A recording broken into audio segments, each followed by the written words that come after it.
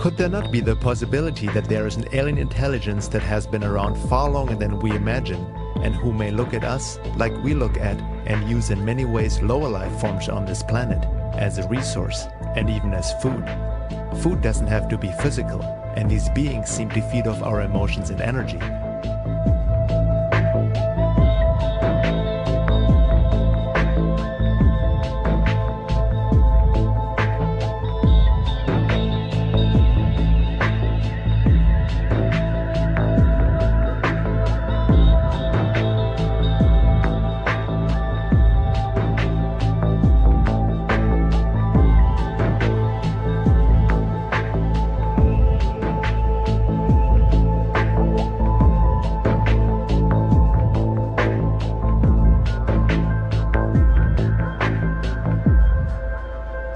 Are we really the peak of God's creation and so special and holy that nothing other than ourselves would harm, control, manipulate or consume us?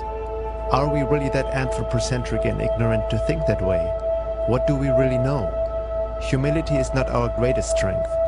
We usually give some quick explanation to uncomfortable questions rather than admitting, I don't know, and making more sincere efforts to gain knowledge and understanding, even if it contradicts our long-held beliefs. We trust official authority, science, religion, government to give us these answers so we can go on and make a living, not needing to think too much about the more disturbing aspects of our world. But maybe our official culture, with its institutions, is also a product of and influenced by the other, the alien mind, or predator, as Don Juan called it, hence the debunking, ridicule, and avoidance of this topic in the public.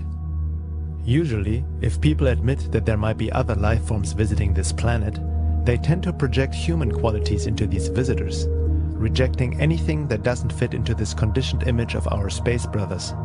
It's a typical, the aliens don't behave how they are supposed to, excuse and denial of the abduction phenomena. Who are we to even assume to know how another non-human life form thinks or behaves to begin with? Some abductees have had healings done by their alien abductors, but maybe it is for a whole different purpose than just caring for the sake of caring.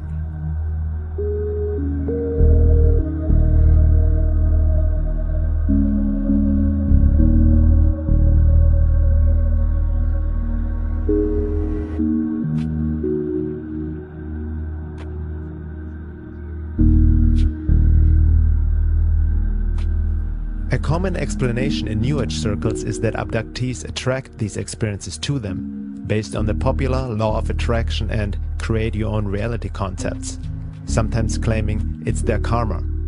This seems more like an escape and justification without carefully studying the phenomena.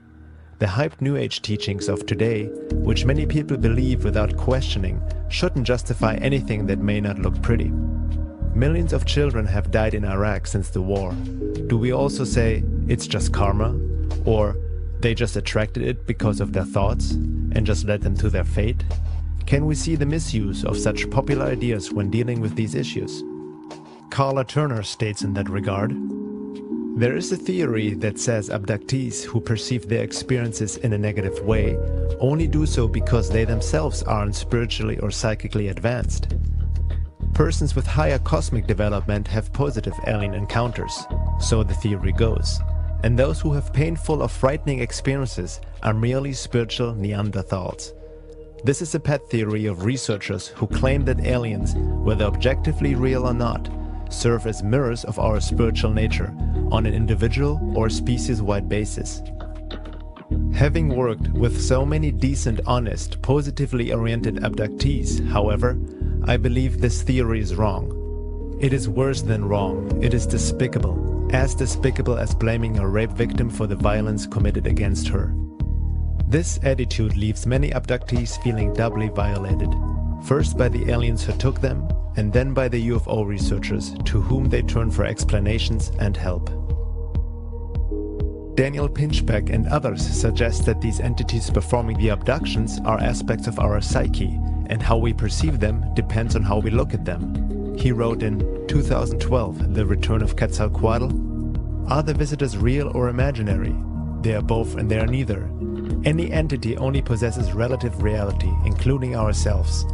Entities who manifest on other forms of consciousness, such as the Greys, are, at the same time, separate from us in aspects of our own psyche. We are the ground of their manifestation, and it is only by attaining a non-dual perspective that we can understand them. We are supposed to learn to work with the elementals, and also alleviate their suffering. It is clear from the abduction accounts that the visitors are suffering. Like dusty insects attracted to flame, the Greys yearn for our qualities of soul warmth. Despite their cunning and technological acumen, these qualities remain beyond them. They are intelligent and sentient, hence aware of their exiled status. Unable to escape their desouled condition, they desire to draw humans into their lower world, sustaining their half-lives on our subtle energies. They appear to be utilizing their dream-world technologies in a serious and desperate attempt to find a way out of their cul-de-sac. Everything exists and nothing exists at the same time. The aliens are separate from us, and at the same time they are part of us. While there is obvious truth to such ideas from a higher perspective, these considerations are useful only for the expansion of perception, but are not useful for practical application. By simply dismissing strange aspects of reality as existing and not existing at the same time, or separate from us and at the same time part of us, is to generalize life with oversimplified spiritual perspectives such as everything is an illusion or we are all one. There is a danger to philosophize and essentially buffer up the issue without seeing the limitations of such higher truths in our state of being and existence. In general, there seems a tendency in the New Age arena and certain progressive conscious movements to come to an oversimplified application of spirituality and quantum mechanics. Also, by defaulting to the assumption that the Grey aliens are beings who suffer and crave what we have, Pinchbeck and others ignore much of the evidence and research that show quite a different picture.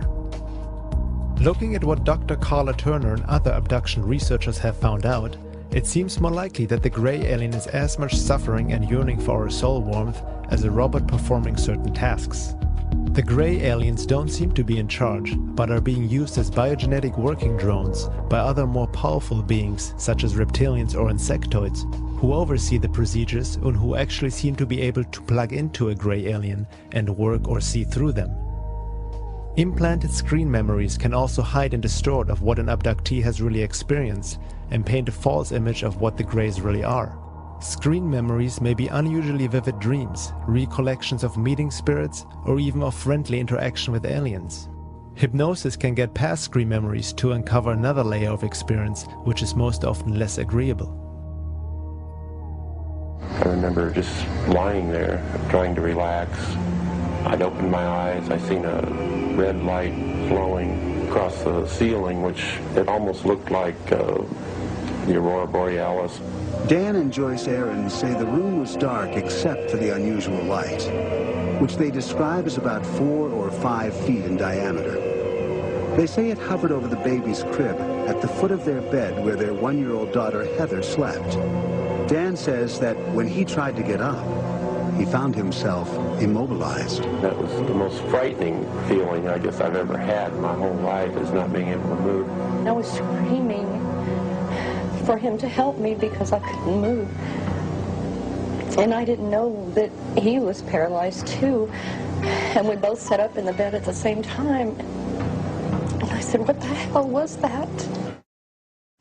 Dan agreed to an on-camera hypnosis session with Carpenter, during which he revisited that memorable night in 1976, the night he saw the red light over the baby's crib. This time, under hypnosis, he remembers more.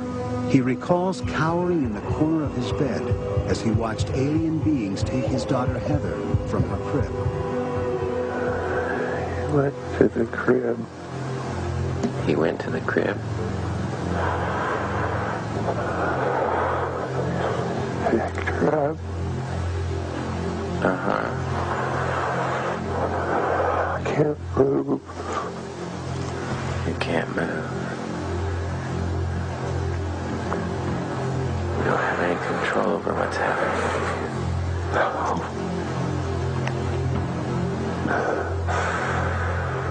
What do you see happening now? He took her.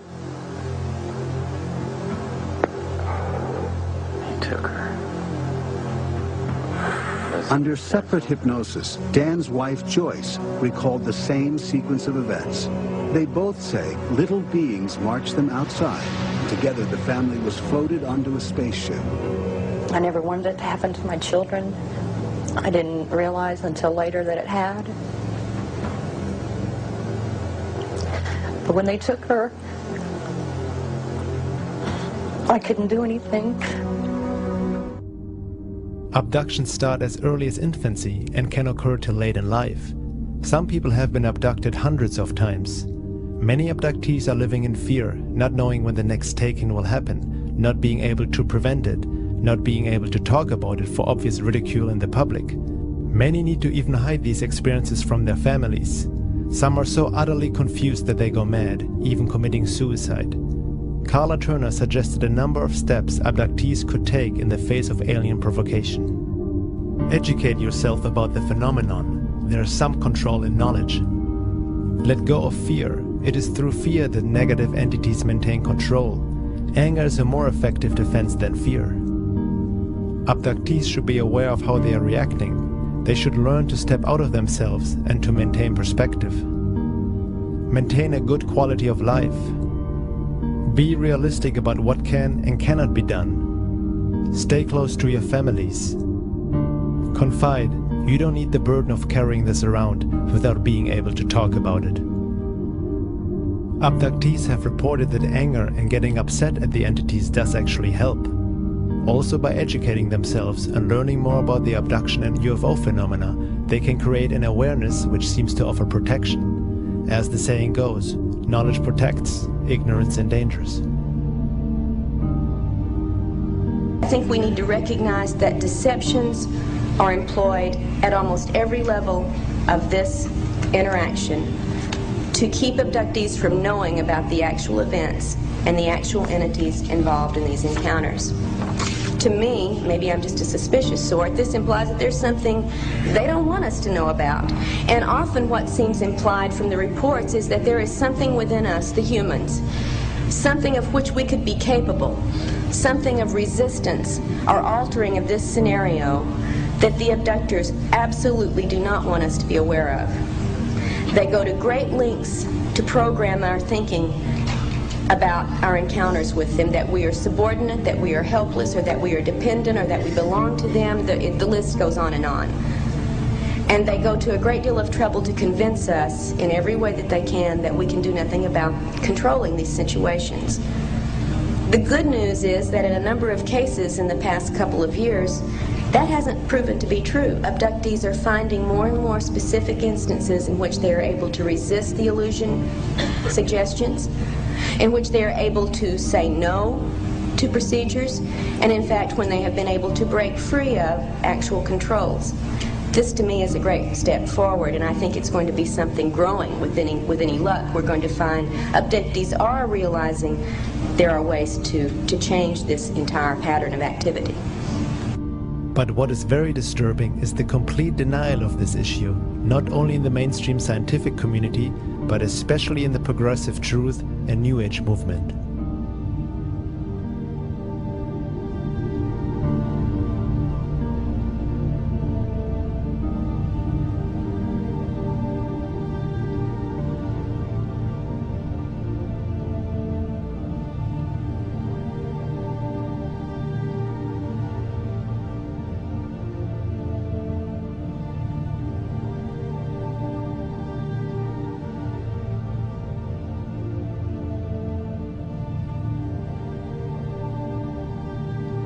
The topic of alien abductions is mostly treated as if it is non-existent, and that is the best way to keep a secret.